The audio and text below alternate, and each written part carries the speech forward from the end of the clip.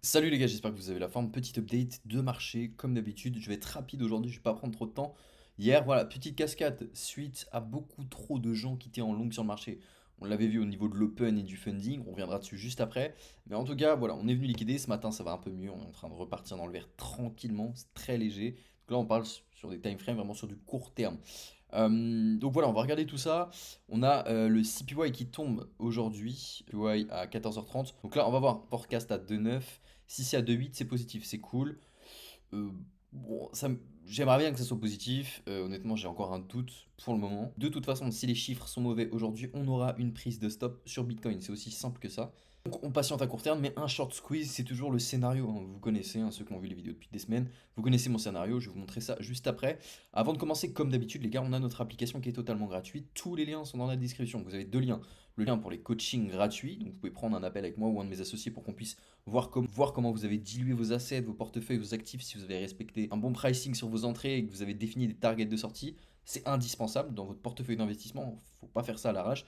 Et vous avez l'application aussi qui est gratuite et vous avez plein de ressources. Vous avez le canal de discussion avec tous les membres, vous avez bibliothèque vidéo, vous avez de l'analyse technique aussi, on vous fait quelques posts parfois, on reposte les vidéos, on vous explique quelques indicateurs, de l'actualité token, des flash news, 5 heures de formation, etc. N'hésitez pas à nous rejoindre, tout est gratuit.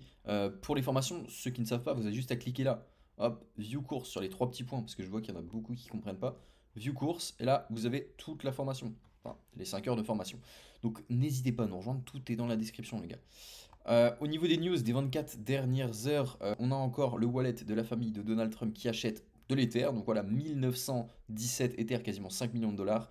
Et du coup, 838 moves, quasiment 470, 500 000 dollars à nouveau. Donc c'est pas mal, hein. Voilà, on voit que, encore une fois, hein, c'est lié à Donald Trump. Donc s'il fait des moves comme ça, c'est le cas de le dire, essayez de vous concentrer sur ces assets-là. C'est sûrement qu'il y a des raisons. S'ils accumulent, c'est pas pour rien, honnêtement, je ne pense pas. On a BNB aussi qui a publié une feuille de route pour objectif d'améliorer la vitesse des transactions, d'améliorer les coûts des fees, d'intégrer de l'IA et de mettre à niveau les outils. Donc voilà, BNB, encore une fois, bon, à vous de voir, hein, si vous croyez en Richard Teng et ce mec du World Economic Forum, hein, faut pas l'oublier. On a Ionet aussi qui annonce un partenariat avec Oasis Protocol, un projet, donc Privacy. On va regarder juste après. On va regarder juste après un peu graphiquement où ça en est. On a aussi Uniswap qui a annoncé le lancement de sa propre Unichain Layer 2. Donc voilà, pas mal de news en ce moment. Si vous voulez la suite des news, encore une fois, tout est dans notre application. Vous avez juste à cliquer sur le lien qui est en dessous. Alors, on va regarder Bitcoin rapidement. Alors, Bitcoin, qu'est-ce qu'on est venu faire? Mettre en grand et grand. Alors, Bitcoin, pas bien compliqué. On est revenu faire un pullback sur la trendline, ok? Quasiment. On est revenu chercher les OB. Et puis on avait, voilà, j'avais fait hier approximativement ce canal-là, comme quoi on avait break. Il y avait beaucoup de gens qui s'étaient mis en long, on est venu liquider, et là on est rebossé une polarité. Donc encore une fois, là je pense qu'on a chassé les stops, on n'oublie pas plus bas, hein. On a des niveaux au niveau des 94 200, et moi c'est ce niveau-là que je surveille au maximum avec cette mèche, au niveau des 91 400. Il y a de la liquidité, on a des clusters plus bas. Encore une fois, là à terme on a un creux au niveau du volume profile, on a une FVG plus un OB à venir bosser plus haut. Donc moi ce truc-là, là, il est toujours pertinent, donc je l'ai mis là, je peux le mettre là. Il est toujours pertinent pour moi, cette zone, c'est à venir chercher. On a un creux, on a pas mal de choses avant de repartir plus bas. Donc un short squeeze, c'est pas du tout déconnant. Sachant que là, on a les 100K à venir chercher. Là, on a liquidé un petit peu. Donc tout ça, ça vient à cause de ça, hein. C'est très clair. Si on regarde au niveau du funding et de l'open, là, on avait énormément de gens qui étaient en train de long comme des cochons, hein. Un cluster de mecs qui étaient en train de long le marché. C'est pas compliqué. On est venu les rattraper et on a fait. Je vais mettre comme ça sur l'open. Liquider. Donc on a fait ces petites mèches là. On est venu liquider les longues, hein. C'est pas bien compliqué ce qui s'est passé. Donc à terme, là, qu'est-ce qu'on voit maintenant? Sur le prix Bitcoin, on voit qu'on a une sorte de double bottom qui est en train de se former. Donc si on revient sur ce prix-là, on a enfin un petit double bottom qui est en train de se former. Encore une fois, là, il faudrait faire du tri sur tout ça. Et là, on le voit, hein, on a une sorte de double bottom qui se forme avec une polarité. Donc si on break ça, on ira plus haut, les gars. Et à terme, c'est ce que je vois au niveau du funding et de l'open, hein. On voit que les gens commencent à flipper. De toute façon, on a plus de short que de long. Donc là, à terme, je pense que de toute façon, le prix a tout intérêt à aller plus haut vu qu'on est venu liquider. Donc moi, c'est le scénario que je joue. Maintenant, à court terme, j'ai pas de setup. J'ai pas les gars. Donc voilà, mon scénario, c'est pas bien compliqué, hein. C'est toujours pareil. On a un cluster au niveau des 103 000. Surveillez-le. Il va sûrement y retourner, mais à partir de là, on fera super attention et on prendra des décisions adéquates. Pour l'instant, il n'y en a pas. Au niveau de l'indice Other, qu'on chillait beaucoup, et bah les gars, on est venu break, hein, vers le bas, hein, c'est très clair, hein. Cet indice-là, c'est le total market cap si on exclut le top 10 de la dominance. Et là, bah, c'est pas fou ce qui s'est fait, hein, honnêtement. En weekly, on n'a pas maintenu cette trendline là. À voir si on revient la chercher. Mais là, ce qui se fait graphiquement, c'est pas la folie. Donc, plus voilà, on est en multi-time frame, on est complètement baissier. Et je me précipiterai pas encore une fois sur les altcoins, les gars. Ne rechargez pas comme des porcs-fonds pour l'instant. Encore une fois, on peut, comme d'habitude, marché irrationnel, on peut avoir un catalyseur principal, une news de fou furieux qui vient de la Maison Blanche ou autre, qui fait que le marché part. Ça, c'est possible. Mais graphiquement, pour l'instant, on a zéro data. Et honnêtement, macroéconomiquement, on n'a pas de data non plus. Il faudra attendre mars, avril, où la Powell prendra des décisions. Et il nous l'a dit hier. En plus, je crois que j'ai vu une info comme quoi il n'était pas pressé pour baisser les taux. Bon, est-ce que c'est pour noyer le poisson? Peut-être, hein, je ne sais pas. Mais en tout cas, il n'y a pas trop de data pour l'instant. Quand on en aura, bah, moi je vous tiendrai au courant, il n'y a pas de souci.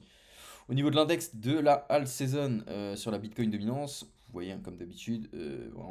Donc on a des cycles avec une alt season qui dure en moyenne 378 jours. Ensuite, la dominance de Bitcoin reprend. On arrive sur des zones de polarité. On repart sur 378 jours de alt season.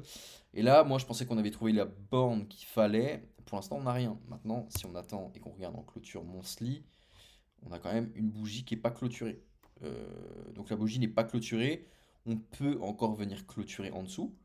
Donc la MVB, moi je pense qu'honnêtement, là on arrive sur des zones intéressantes, hein. Ça reste une zone de résistance phare.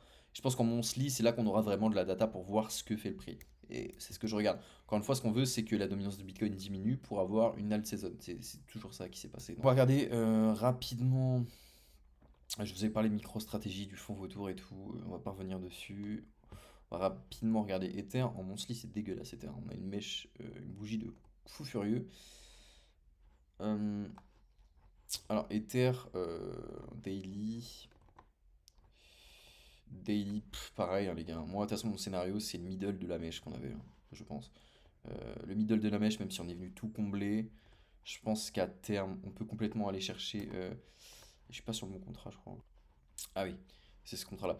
Donc, pas compliqué. Hop. Pas compliqué, moi, mon scénario sur Ether. C'est ces niveaux-là. C'est ces niveaux-là actuellement. Donc, on a un gap 1 heure avec la continuité de l'EMA, donc qui a servi de résistance. Donc, vous voyez le prix à rejeter. Si on se remet en 4 heures. En 4 heures, voilà, pareil, on avait une sorte de trendline. On est venu faire un petit pullback dessus. Donc, à voir ce qui se fait. Pour moi, on a ça qu'on n'est pas venu combler. Donc, c'est une FVG 1 heure. Donc, pour moi, on a tout intérêt à aller plus haut. Et encore une fois, on a ce cluster-là aussi, ce gap au niveau des 3000 $. Encore une fois, quand on arrive là, on fait attention.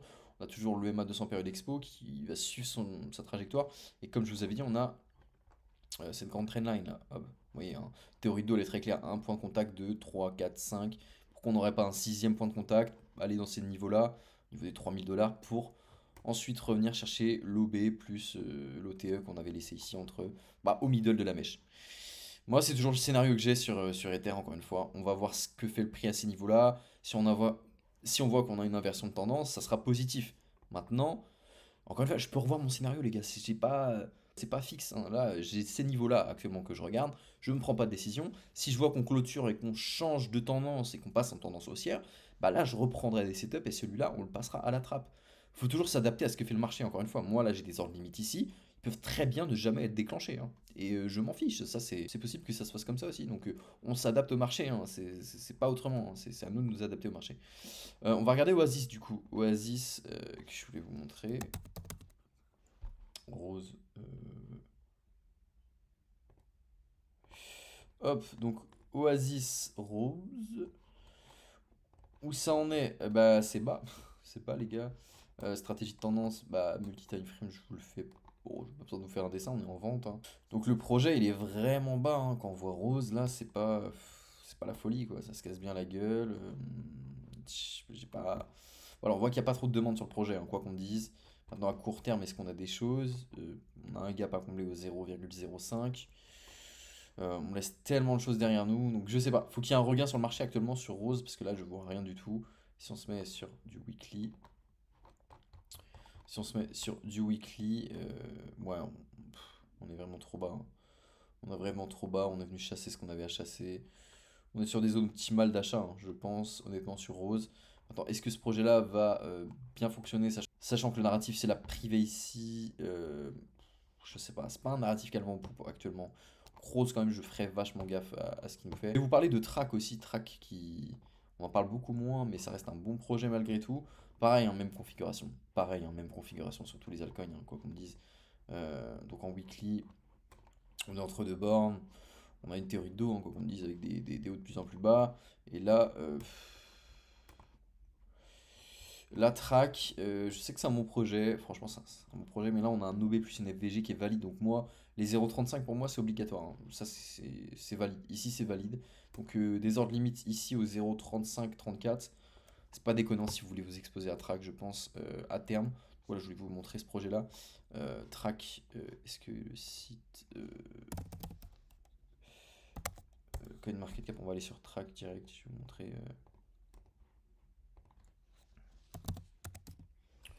Trax, ça combien de capitalisation? Ouais, voilà, 236 millions de market cap. DV idem, franchement, ça va. Une fois, on a un narratif, voilà, il s'oriente vers la science décentralisée, donc DSCI.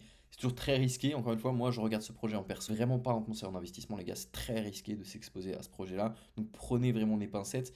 Mais maintenant, à terme, je pense que voilà, ça build bien, ça développe bien. Et je pense qu'il y a des choses à faire maintenant. Faites très attention aux assets auxquels vous vous exposez, hein. C'est vachement important. Donc voilà. On va revenir sur le token Trump, les gars, pour vous expliquer rapidement. Les gars, il y a des gens, très simples, ils ont acheté au top du marché, énormément de gens ont acheté là, en 76, quand tout le monde en parlait sur les réseaux. Donc ici, ils se sont ramassés complètement. Est-ce que ce token repartira un jour? Je n'en ai aucune idée, les gars. On a une période de distribution. Là, limite, si on a une période d'accumulation, ça serait pas mal qu'on commence à latéraliser là pour avoir peut-être quelque chose par la suite. En attendant, il y en a beaucoup qui se sont fait arracher. Donc faites vraiment gaffe. Sur Solana, je voulais voir aussi parce qu'on arrive sur des zones intéressantes. Encore une fois, on a des mèches ici. C'est très clair. Encore une fois, on a des foutues mèches ici. On a ça et ça. Ça fait toujours peur. Donc ce cluster-là, pour moi, c'est à bosser. On est arrivé en zone OTE. Donc je pense qu'en vrai, à terme, Solana, si on prend un peu de recul, on est, voilà, on a la trendline là. On n'est pas quasiment pas revenu la touch. On était en zone OTE et pour moi, venir faire quelque chose de ce style-là sur Solana, c'est pas du tout déconnant. Sachant que ça veut dire qu'on est tout comblé derrière nous. Et bon, ces niveaux-là, je pense pas qu'on viendra les bosser. Cette polarité-là, ça m'étonnerait qu'on vienne les bosser. Pourtant, Solana, on fait gaffe, hein. On fait gaffe encore une fois. C'est la blockchain originelle pour les mêmes coins. Et moi, vous connaissez le peu d'amour que j'ai pour ces conneries-là. Donc Solana, ça reste intéressant. Le setup était bon sur l'OTE juste ici, sachant qu'on a tout comblé. Sinon, les gars, j'attendrai vraiment des ordres au niveau des 169 000 pour Solana. Donc voilà, si vous voulez vous exposer à ce projet-là, on a quand même des... Là, c'est assez clair ce qui est en train de se faire, pour moi, hein, honnêtement. On pourrait jouer le pullback dessus, et après, on a des choses vraiment pas mal. Parce que si on prend le retracement de Fibo, vous voyez, on est complètement en OTE là. Le prix en OTE, on est venu mécher en dessous, mais on est quasiment à ces niveaux-là. Et si on prend l'extension à terme target sur Solana, ça va faire plaisir aux gens, mais en vrai, moi je couperais aux 500 dollars déjà sur une Solana, les gars. 500 dollars, je sais pas où ça va aller, honnêtement. On va voir, hein, s'il y a un cycle même coin, s'il y a de la liquidité qui arrive sur ce projet-là, s'il y a un ETF, s'il y a plein de choses. Mais 500 dollars, moi je cutterais, hein, sur Solana. Vraiment, vraiment. Durant ce cycle-là. Je sais que ça fait pas un multiple de fou, hein. Je sais que vous attendez à des performances de zinzin. Là, ça ferait un petit 300%. C'est bien, hein, 300%, les gars, hein. Encore une fois, faut pas vous laisser avoir par des. En tout cas, faut par des titres plus 5 millions de pourcents, 50 000%, les gars. Je vous promets que des fois 100, fois 50, il y en aura très peu durant ce cycle. Si vous faites un x5 déjà sur votre portefeuille initial, ça sera très bien. Ne soyez pas trop gourmand, sinon vous allez tout perdre. Je préfère vous dire ça comme ça. Donc voilà les gars, je pense que ça va être bon pour cette vidéo. Sur Farsight, les entrées comme d'habitude, un très plat sur Ether, pas mal sur Bitcoin, comme d'habitude, hein. Donc voilà les gars, 12 millions le 11 février. C'est assez fou, c'est assez plat honnêtement. Donc voilà les gars, en tout cas n'hésitez pas à me dire en commentaire les altcoins que vous voulez que j'analyse pour demain. Et puis n'hésitez pas à nous rejoindre dans l'application, tout est gratuit encore une fois, tout est ici. C'est en dessous la vidéo, dans la description, le deuxième lien les gars. Donc je vous dis à demain, bonne journée à tous, prenez soin de vous, ciao les gars.